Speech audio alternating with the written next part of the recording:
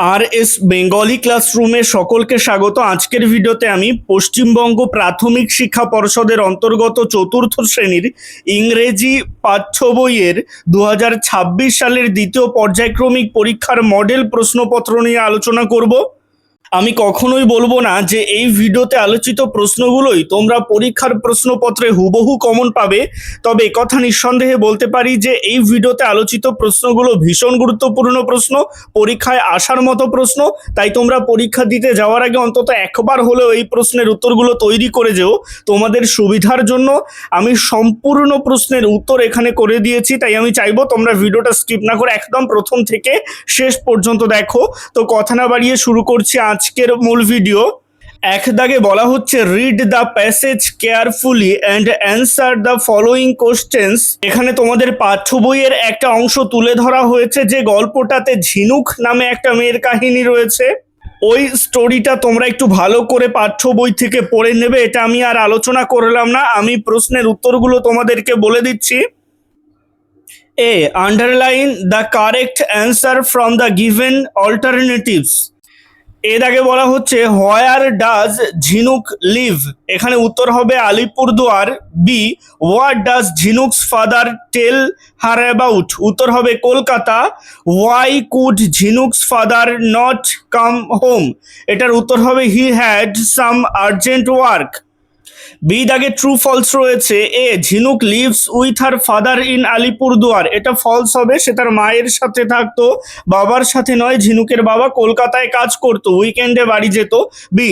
Jhinuk's father works in Kolkata? এটা true. C. Jhinuk felt happy when she heard that her father might not come home?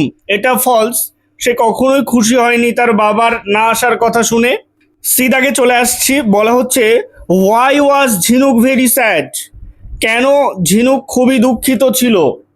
তো এখানে উত্তরে লিখবে, Jhinuk was very sad because her father could not come home due to some urgent work.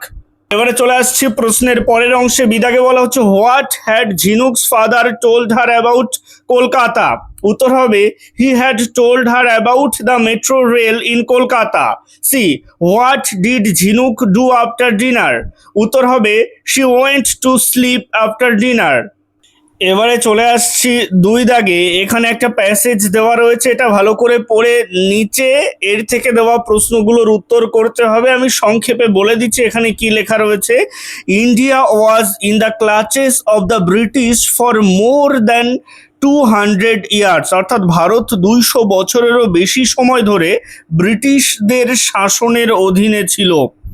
They were very cruel, তারা খুব নিষ্ঠুর ছিল। The Indians did not like them, অর্থাৎ ভারতীয়রা তাদের পছন্দ করতো না।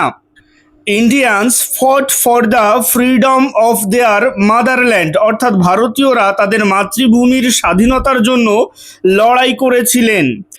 দে did not hesitate to follow leaders like Netaji Subhash Chandra Bose and Mahatma Gandhi, অর্থাৎ তারা নেতাজি সুভাষচন্দ্র বসু ও মহাত্মা গান্ধীর মতো নেতাদের অনুসরণ করতে দ্বিধা করেনি। The Indians loved their motherland dearly, অর্থাৎ ভারতীয়রা তাদের মাতৃভূমিকে খুব ভালোবাসতেন। They chased them out of the country, অর্থাৎ তারা ব্রিটিশদের দেশ থেকে তাড়িয়ে দিয়েছিলেন। India got freedom on 15th of August 1947, অর্থাৎ ভারত 15ই আগস্ট 1947 সালে স্বাধীনতা লাভ করে।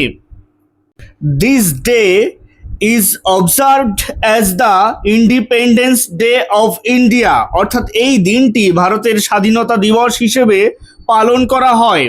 We hoist the national flag and sing a national anthem Jana Gana Mana on that day, অর্থাৎ সেদিন আমরা জাতীয় পতাকা উত্তোলন করি এবং জাতীয় সঙ্গীত জনগণ মন গাই। Jana Gana Mana was written by Rabindranath Tagore, অর্থাৎ জনগণ মন রবীন্দ্রনাথ ঠাকুরের রচনা। এবারে চলে আসছি নিচের এ দাগে। এখানে প্রশ্ন রয়েছে, India was under the British rule for almost? উত্তর হবে 200 ইয়ার্স। বি দাগে, India got independence on 15th August 1947. C the British rulers were very, উত্তর হবে cruel. D Indians did not hesitate to, উত্তর হবে follow leaders like Netaji Subhash Chandra Bose and Mahatma Gandhi. এবারে চলে আসছে নিচের অংশে, 3 দাগে বলা হচ্ছে change the verbs to the past tense and fill in the blanks. এর আগে উত্তর হবে went, she went to see a movie yesterday.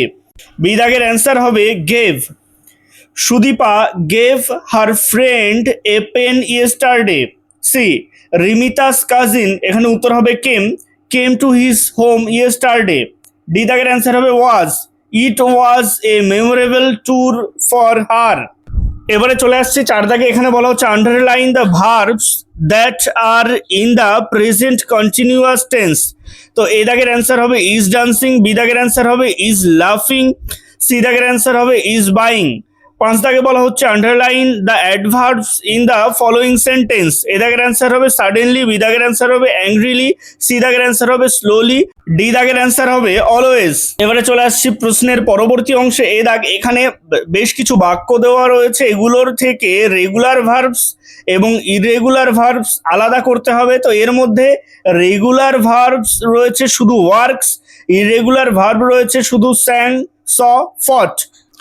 এবারে চলে আসছি নিচের অংশে, এখানে match the opposite word in the given chart, অর্থাৎ এখানে বিপরীত শব্দগুলোকে আমাদের বেছে লিখতে হবে। ডান পাশে অ্যান্সার লেখার জায়গা রয়েছে, আমি মিলিয়ে দিয়েছি, তোমরা অ্যান্সারগুলো লিখে নেবে।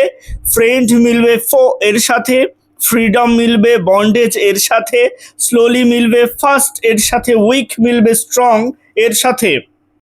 এবারে চলে আসছি প্রশ্নের পরবর্তী অংশে। সি দাগে বলা হচ্ছে right few sentence about any freedom fighter of India, অর্থাৎ ভারতবর্ষের যে কোনো একজন স্বাধীনতা সংগ্রামী সম্পর্কে তোমাদেরকে কিছু বাক্য লিখতে বলা হচ্ছে এবং নিচের অংশে রয়েছে look at the picture and right few sentence on what seen in the given pictures, অর্থাৎ এই নিচের ছবিটা দেখো এবং নিচের ছবিতে তুমি কি দেখতে পাচ্ছ সেগুলো সম্পর্কে কিছু বাক্য লেখো।